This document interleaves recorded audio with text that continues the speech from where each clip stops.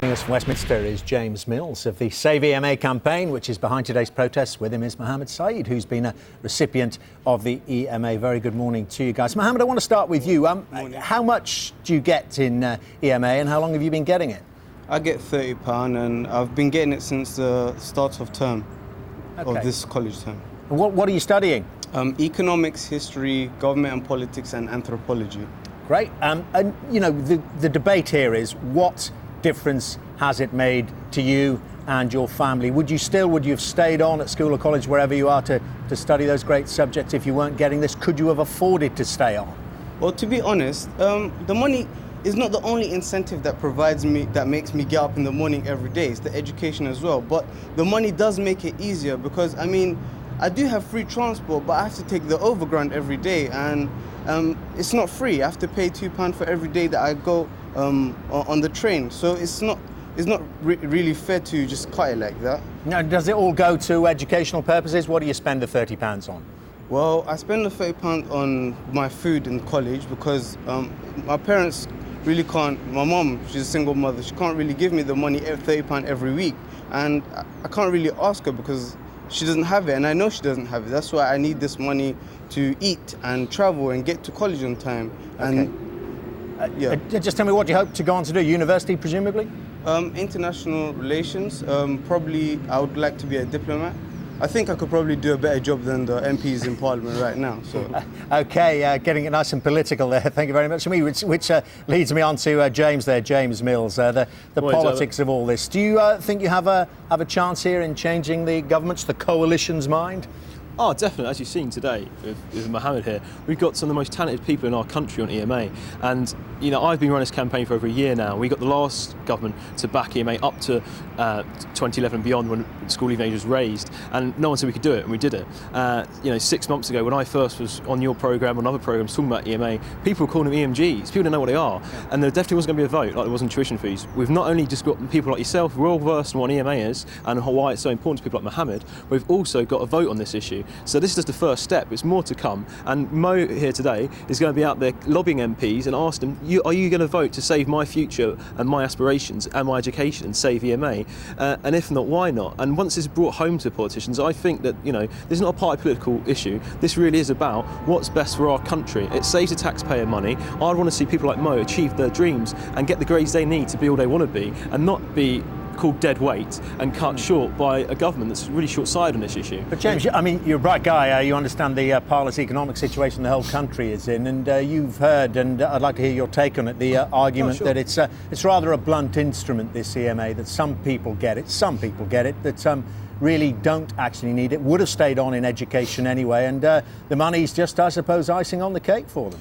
Well, you've got 2 points there. Firstly, it actually pays for itself. According to the National Audit Office, not many national officer that say it saves the economy £4 billion. And let alone if you take to side for every 100,000 people that go on a dole, that costs the economy £500 million. But what EMA is about, it's about choices, and that's really that's the core of this, because it gives Mohammed a choice to choose what to be of his life. But also the choice which is behind in Westminster. David Cameron says he wants to put through a marriage tax incentive, which costs exactly the same amount of money as EMA, £550 million. Now, I don't know about you, but you can talk to many of the young people out there today. Do they want to bribe of £3 a week to get married, or do they want £30 a week in the long term to get educated? I know which one they're going to choose. And this argument about a 9% dead weight, this is one departmental report that says this. From the IFS to Ipsos Mori, it doesn't say that. It's very skewed by the government. Just want to ask Mohammed there. Mohammed, James said you're going in to see your MP, do a bit of lobbying there. Yeah, I'm going to be doing exactly what he said. I'm going to give them my opinion as I've been giving to you now. And basically, if they decide to vote against keeping EMA the same, I've got a cheque for my MP for my EMA in 2012 of £1,200, and they can just go ahead and take it if they feel free. They can feel free to take the money. Taking money out of the pockets of the poorest teenagers in our country, and I think Mohammed's going to show that very brilliantly with his friends. Who is your MP, Mohammed? Meg Hillier. Meg Hillier. Okay, well, I'm sure you'll find her. James, tell me about, on that issue of lobbying MPs, the democratic route. You've been on some of those previous demonstrations that took place last year. I mean, you must want this to be peaceful, and do you feel that the violence that the tiny minority, I know they are, who've done some pretty silly things that they really rather deflect from the message. Yeah, and what you've seen today, I commend Sky for covering it. You saw at 9 o'clock this morning we had kids, young people, just like Mo and some other people, outside Westminster Tube Station handing out cookies with Save EMA and banners and leaflets and petitioning people in public in a very friendly way to commuters. They're having a teach-in right now in Parliament where they're learning their lessons when they probably could be off, and they're in there learning politics and history face to face, and that's a peaceful way of protesting. And again, they're going to be lobbying MPs. This is all about peaceful, direct action and making that so the government and no one else can talk about anything other and play the man and not the ball here. We want to talk about the issue of EMA and why it's so vital to people like Mohammed and 600,000 of the poorest teenagers in our country, who 4 out of 5 come from household incomes under £21,000 a year. That's the issue. That's what I want to see Sky and all the other channels talking about today, and nothing else. We've certainly got the facts and figures. Are you heartened by the fact that the Lib Dems seem a little uncomfortable on this? They certainly want something to replace this that is as effective. I mean, are you still angry with the Lib Dems, or do you see that there's a bit of a chink of light there?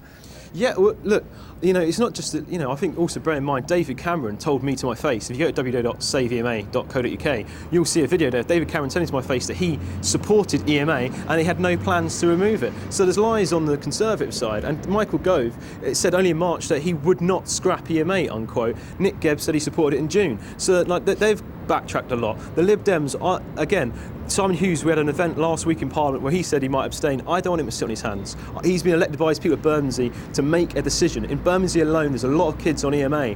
I want him to make a vote for those kids to save EMA today and not sit on his hands and abstain. Okay. And the rest of them as well. All right, well, I'll leave you to get the persuading underway to get your arguments across. Have a peaceful day, guys. Thank you. Thanks for your time. Take care. Well, this is Sky News, and on the website skynews.com. Leap, the tourist hotspot that's now the worst place for credit and debit card fraud. And coming up, a theatrical success for